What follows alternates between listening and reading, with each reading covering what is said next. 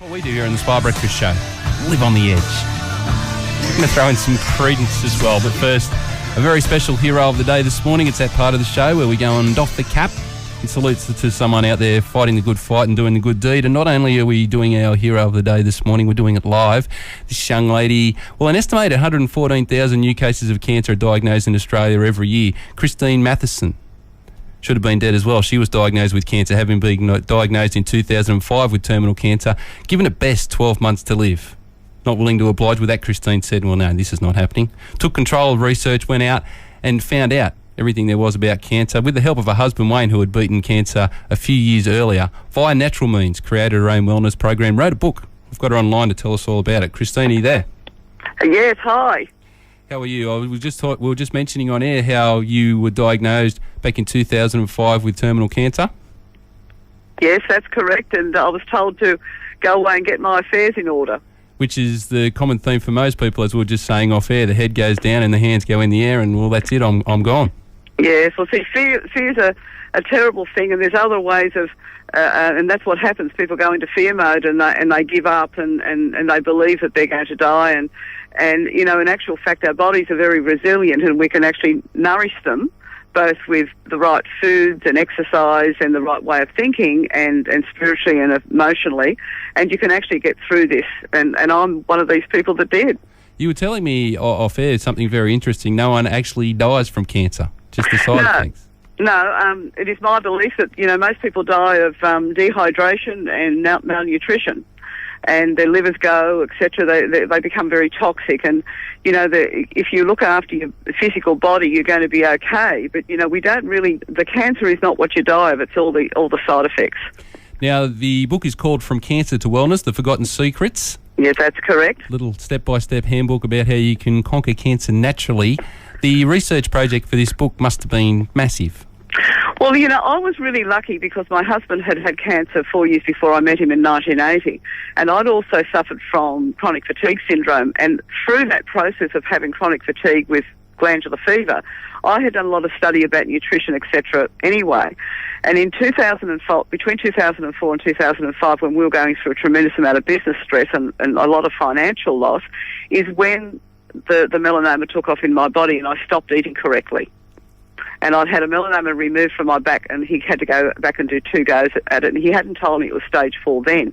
If I had known, this was in 2001, and if I had known, my husband would have been on my back the whole time and watched every, you know, piece of food that I put in my mouth, because he was already, he's very well disciplined, whereas I was not so much until I actually was diagnosed. And most of us are like that. I was about to say, like the rest of us. Yeah, like the rest of us. I mean, you know, look, let's face it. I mean, not many of us eat to live, do we? No. We live to eat most of the time. I'm one of these people that love my food, but I actually eat the right foods. I even eat raw cakes, and it might sound really weird, and raw pizza. I've even got this amazing raw pizza recipe, which I'm going to put on my site, and also raw cake recipe and cheesecakes that aren't really cheese, they're made of cashew cakes and things like that. And look, you know, I'm not a skinny mini, I can assure you, because I do love my food, but I eat the right food.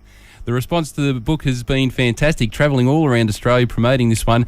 The feedback you were telling me too, just off air as well, you're getting a lot of people approaching you looking for answers.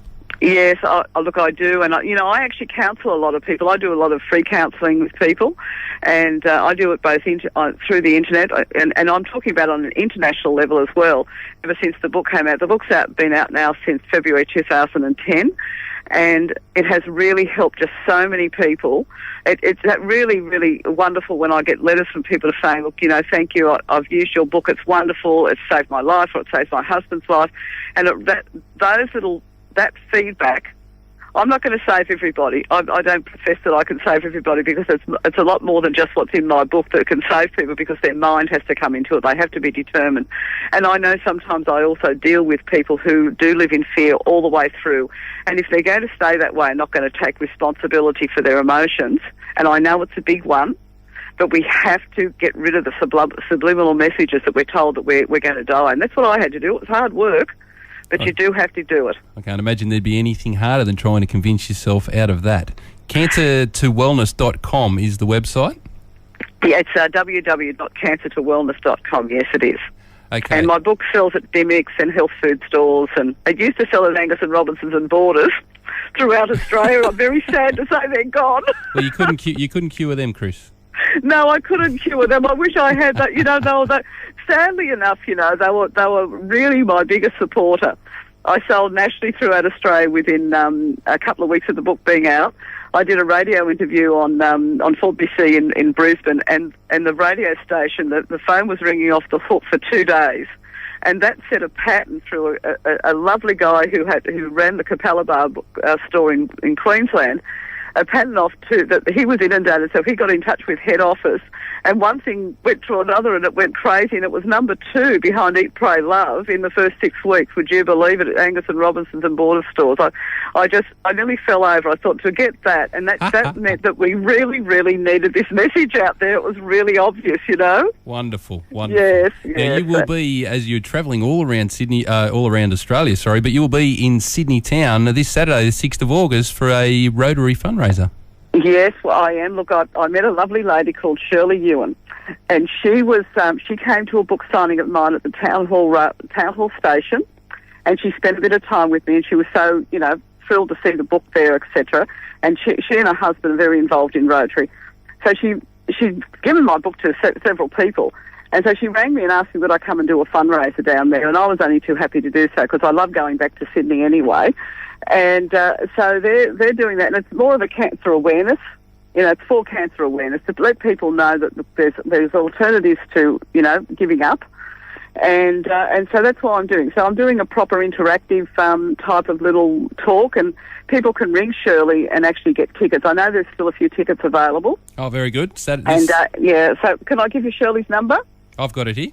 Oh, you've got it there, so if you can announce that for me later, that'd be great. Yeah, sure. Because she'll guide them to either just say show up at the door on the day and just, confirm, or there is a website you can go to, I believe, and click onto that and book through one of those booking agencies. Probably the easiest one for people would just be to get on contact with Rotary at Burwood and just follow the links through there. That's right. Yeah, so Shirley's number, they need to get in touch with her, so... And if they say mates rates to her, she'll take $10 off the ticket. Oh, a bargain on top of the deal. Yeah, that's exactly right. So, look, it'd be great to see people there because I do hold an interactive little seminar-y type thing. I don't just stand up there and say, this is what you do, blah, blah, blah. I like people to interact with me all the way. Even if I don't get through the whole presentation, it's better to get people's, communication coming to me so that they don't just sit there and not have their questions answered. Because sometimes that happens at seminars where you say don't ask anything until the end. And I find that a lot of people then have to come and see me later. And I think, I don't mind seeing people later anyway, but I don't want them to leave there feeling as though I wish I'd asked this. Yeah, fantastic. This sounds really good, Christine. Thanks so much for coming on the show this morning. Oh, well, look, thank you so much for having me on the show. That's all right. It's lovely, as I said, to come back to Sydney, and it's my hometown, and I'm looking forward to meeting everybody. It's at the Olympic Stadium, I believe. Yeah, the Nexus Room down at Olympic Park. We'll give that a plug later in the show and tomorrow as well. Tickets still available. The book is called From Cancer to Wellness, The Forgotten Secrets, and the website is www.cancertowellness.com. Christine Matheson, thank you very much. Well, thank you too, Busco. You have a lovely day, hey? Yet another accolade for you. You are now the Thursday edition Swire Breakfast Hero of the Day. Oh, wow. Wow, that's a good one, isn't it? Yeah, well, maybe we'll put it on the book cover. Yeah, that's what we should do. That when I do my next print run. Love. Yeah, well, it'll get you from 2 to number 1, I'm sure. That's fantastic. Thank you. Thanks, Chris. Okay, bye.